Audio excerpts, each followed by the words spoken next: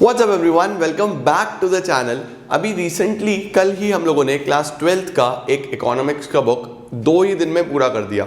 तो अब बारी आ चुकी है क्लास 11 स्टैटिस्टिक्स को पूरा करने की। तो हम लोग स्टैटिस्टिक्स का न्यूमेरिकल पोर्शन पूरा करने वाले हैं 2 दिन में, मैक्सिमम 3 दिन में हम उसको कंप्लीट कर देंगे और फिर देखते हैं आगे माइक्रो करना है कैसे करना है, जैसे आप लोग बोलोगे हम लोग कर लेंगे। तो आज है वेडनेसडे और आपके पास वीडियोस आ रही होंगी इधर थर्सडे फ्राइडे और फ्राइडे सैटरडे। तो जैसे भी होगा मैं पोस्ट कर दूंगा, क्योंकि मेरे बनने के बाद वो एडिट में जाती है, एडिटर के बाद वो फिर वापस आती है, तो फिर वो अपलोड होती है, तो इट टेक्स सम टाइम।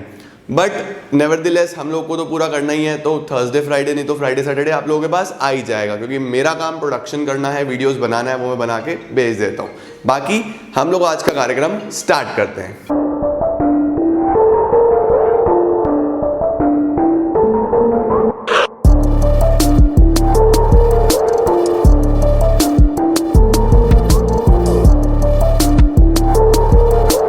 तो गाइज हम लोग शुरू करेंगे मीडियन के साथ। तो मेरे साथ साथ जल्दी से मीडियन हेडिंग डाल लो और मीडियन को हम लोग डिनोट करते हैं एम के साथ।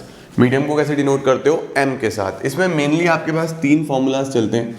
सबसे पहला होता है इंडिविजुअल सीरीज, दूसरा होता है डिस्क्रीट सीरीज, तीसरा होता है कॉन्टिन्यूस सीरीज। अब फॉर्मूलाज लिखने से पहले ये चीज़ सीखनी ज़रूरी है कि इंडिविजुअल डिस्क्रीट कॉन्टिन्यूस सीरीज में होता क्या क्या है। तो देखो, इंडिविजुअल सीरीज में आपको जो वैल्यूज मिलेगी बस एक्स में मिलेगी। डिस्क्रीट एक्स के मतलब 10 20 30 40 ऐसे दिया हुआ होगा। डिस्क्रीट सीरीज में एक्स भी होगा और साथ में एफ भी होगा। एक्स के साथ साथ एफ का मतलब क्या हुआ कि 10 20 तो होगा ही होगा, उसके साथ साथ फ्रीक्वेंसी भी होगा। उसके बाद कॉन्टिन्यूस सीरीज में क्लास इंटरवल्स होते हैं। क्लास इंटरवल कैसा होता है? ऐसे 0 to 5, 5 to 10, और उसके साथ साथ फ्रीक्वेंसी भी होगा। तो ये सबसे पहले आइडेंटिफाई करो कि इंडिविजुअल सीरीज क्या है, डिस्क्रीट सीरीज क्या है, कॉन्टिन्यूस क्या है, फिर अकॉर्डिंगली फॉर्मूलाज अप्लाई करना। सेकेंडली, जब हम आगे बढ़ते हैं तो आप कुछ रूल्स याद रखेंगे, बेसिक रूल्स। सबसे पहला रूल होता है always arrange the series. Always arrange the series. अब अरेंज का मतलब क्या है कि या तो वो असेंडिंग ऑर्डर में हो या डिसेंडिंग ऑर्डर में हो, एक ऑर्डर में होना चाहिए। Number 2, always calculate C F. Always calculate C F. C F का मतलब होता है क्यूमुलेटिव फ्रीक्वेंसी। वो कैसे कैलकुलेट होती है अभी बताऊंगा। तीसरा, for individual series, for individual series, individual series के लिए हमारे पास होता है n is equal to number of terms. n का मतलब होता है number of terms. And for discrete and continuous series, ये मैंने शॉर्ट में लिखा है डिस्क्रीट एंड कॉन्टिन्यूस, आप लोग पूरा लिख लेना। Discrete and continuous series n is equal to C F का लास्ट टर्म, या तो सी एफ का लास्ट टर्म ले लेना या फिर सिग्मा एफ, मतलब सम ऑफ फ्रीक्वेंसीज। तो सी एफ का लास्ट टर्म भी लोगे तब भी वो एक ही बात आती है। करेक्ट है? तो ये कुछ बेसिक रूल्स हैं। इसके बाद फॉर्मूलाज नोट डाउन करते हैं क्वेश्चंस करने से पहले। सबसे पहले इंडिविजुअल में आपका जो मीडियन का फॉर्मूला है वो देखने से पहले आपको ये देखना होगा कि जो n है यानी कि नंबर ऑफ टर्म्स जो हैं, नंबर ऑफ टर्म्स जो हैं वो इवन है या ऑड है। अगर ऑड है फिर तो बहुत सिंपल है, size of n+1 bye 2th term. लेकिन अगर इवन है तो size of n/2th term plus n/2 + 1th term divide by 2। ये हमारे पास फॉर्मूला होता है, size of n/2 plus n/2 + 1th term divide by 2। Discrete series की अगर हम बात करते हैं तो डिस्क्रीट सीरीज में स्ट्रेट फॉरवर्ड फॉर्मूला एक ही होता है। इसमें कोई इवन ऑड का चक्कर नहीं है। इसमें स्ट्रेट फॉरवर्ड फॉर्मूला होता है size of n+1 bye 2th term. एक बात ध्यान रखेंगे, नंबर 4 में लिख लो, answer will always be from x। जो मीडियन का आंसर होगा वो हमेशा x में से होता है। x का मतलब इसमें से। कुछ बच्चे f और cf में से आंसर निकालते हैं। नो, f और cf से कभी आंसर नहीं होता। आंसर हमेशा किससे होगा? x के साथ। अच्छा, कॉन्टिन्यूस सीरीज में फॉर्मूला नोट डाउन करेंगे। कॉन्टिन्यूस सीरीज में फॉर्मूला है size of n upon 2th term और फिर एक फॉर्मूला और लगाना है L1 plus n upon 2 minus C F upon F into I. L1 plus n upon 2 minus C F upon F into I. यहाँ पे I का मतलब होता है I stands for class interval, I stands for class interval, और L1 मतलब हो गया लोअर लिमिट।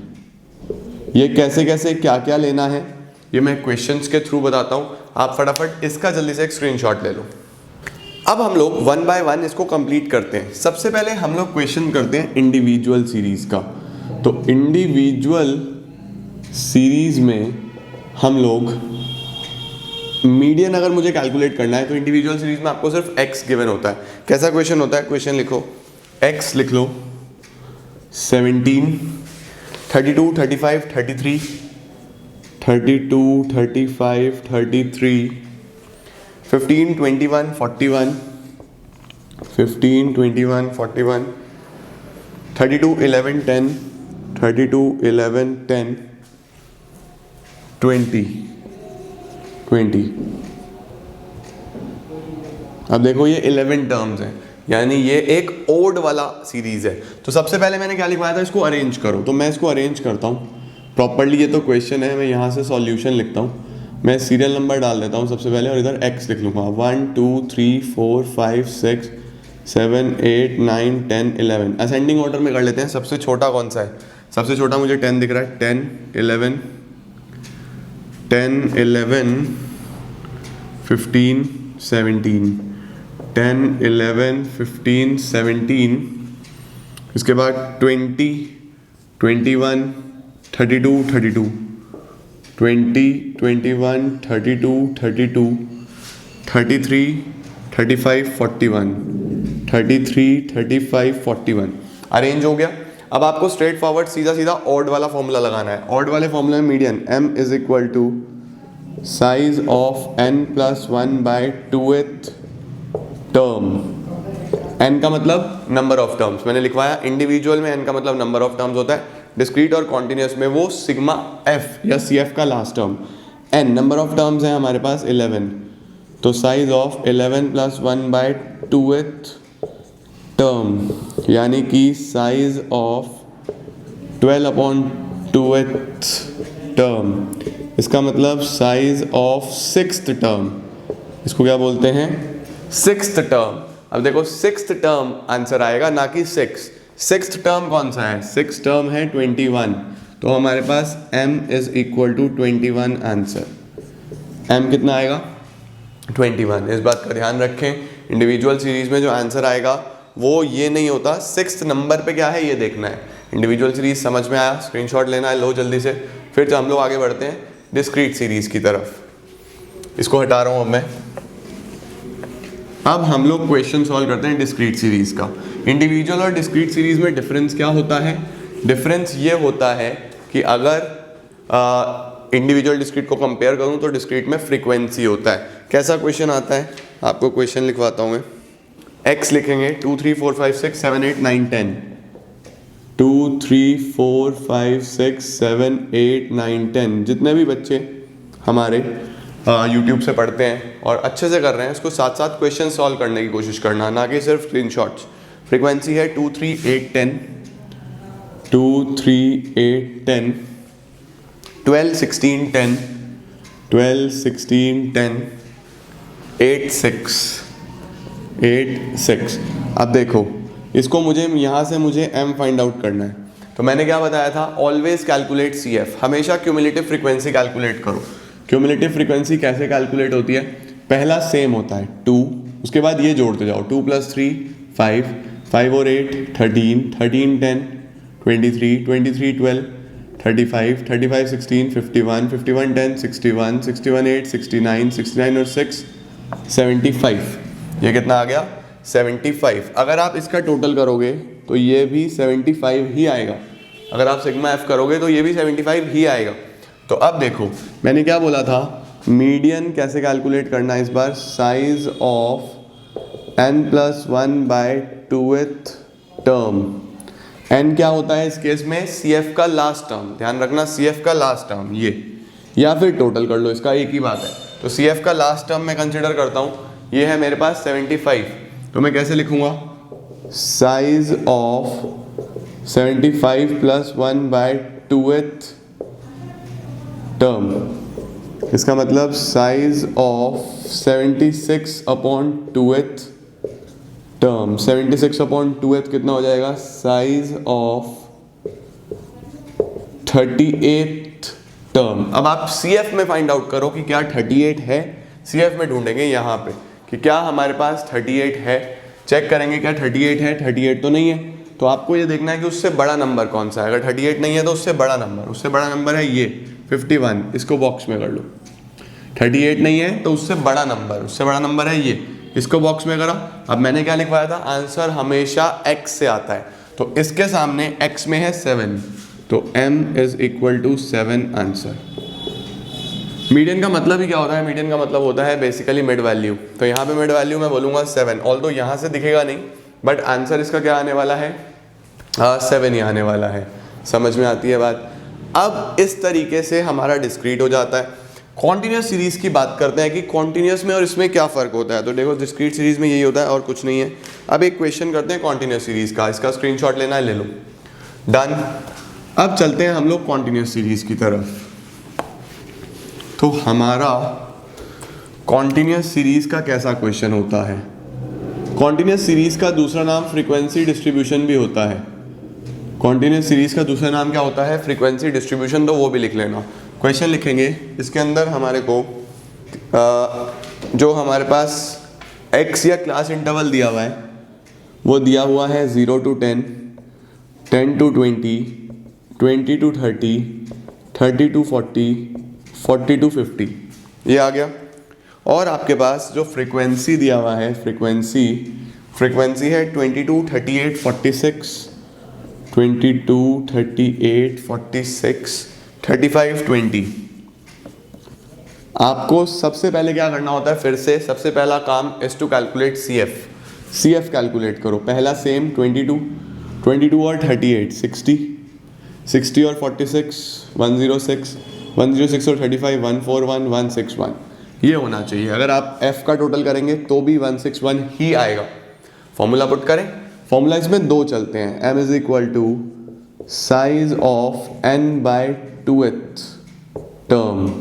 ये मैंने आपको सारे फॉर्मूलाज लिखवाए हैं, मैं वही यूज़ कर रहा हूँ, साइज ऑफ n/2। तो इस बार साइज ऑफ n मतलब CF का लास्ट टर्म 161/2th टर्म, तो 161/2th आ जाएगा 80.5, 80.5th टर्म। अब देखो 80.5 ढूंढो, यहाँ तो नहीं है तो उससे बड़ा वाला ले लो। अब डिस्क्रीट में क्या होता था कि उसके सामने जो x में वैल्यू होती थी वो आंसर, लेकिन अब इसके सामने x में तो 20 से 30 दिया हुआ है, तो क्या आंसर, ये तो समझ में नहीं आया। यहाँ से ये सिखा रहा है कि 20 से 30 के बीच में होगा। यहाँ से क्या जस्टिफाई होता है कि जो भी आंसर होगा वो 20 से 30 के इन बिटवीन होगा। तो अब हमें क्या करना है, हमें एक फॉर्मूला और लगाना है, m is equal to L1 plus n/2 minus CF upon F into i. ये फॉर्मूला पुट कर दीजिए, L1 plus n/2 minus CF upon F into आई।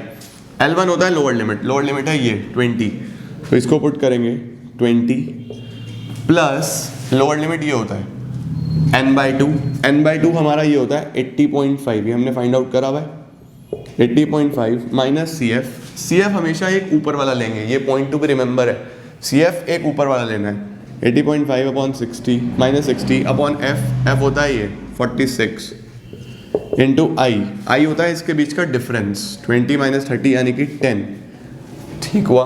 तो कैसे करना है आप लोगों को, सबसे पहले लोअर लिमिट L1 ये आ गया, n/2 ये लिया 80.5, CF ये हो गया 60, F यही होता है, बस CF का ध्यान रखना, CF एक ऊपर वाला इंटू आई इसके बीच का डिफरेंस। अगर ये अनइक्वल भी हो तब भी डजंट रियली मैटर्स, जो आपके बॉक्स का बीच का डिफरेंस है वही लेना है, ठीक है। अच्छा, तो 20 plus 80.5 minus 60 is 20.5 upon 46 into 10 से मल्टीप्लाई करूँगा तो पॉइंट आगे आ जाएगा 20 प्लस 205 अपॉन 46। तो 205 अपॉन 46 कितना होता है, 205 अपॉन 46 अगर हम करें वैल्यू विल बी 4.45 तो 20 प्लस 4.45 इसका वैल्यू आएगा 24.45 आंसर। इसका वैल्यू कितना आएगा 24.45। तो इस तरीके से हम लोगों को करने होते हैं मीडियन के questions when it comes to individual, discrete and continuous series. Median के अंदर जो बेसिक्स हैं, इसका स्क्रीनशॉट ले लो आप लोग। आप लोगों को कंटेंट समझना है, फॉर्मूला लगाना आना चाहिए, तो उससे आपको फिर कोई भी प्रॉब्लम आने वाली नहीं है। अब इसके बाद मीडियन में कुछ क्वेश्चंस बचते हैं, जैसे मिसिंग फ्रीक्वेंसी हो गया, लेस देन मोर देन हो गया, बट वो एक सेपरेट चीज़ है। जो बेसिक्स हैं वो यही है। बेसिक्स की बात करूं तो इंडिविजुअल, डिस्क्रीट, कॉन्टिन्यूस 3 ही सीरीज होती हैं। तीनों से आपको मीडियन निकालना आ गया। इसके बाद मैं अभी स्टार्ट करने वाला हूं मोड और फिर mean, then we will move forward to additional questions. तो इतना करो और इसके बाद आगे चलते हैं फटाफट। नेक्स्ट पार्ट में आपके पास आ रहा है mode. This is it for today. Thank you so much.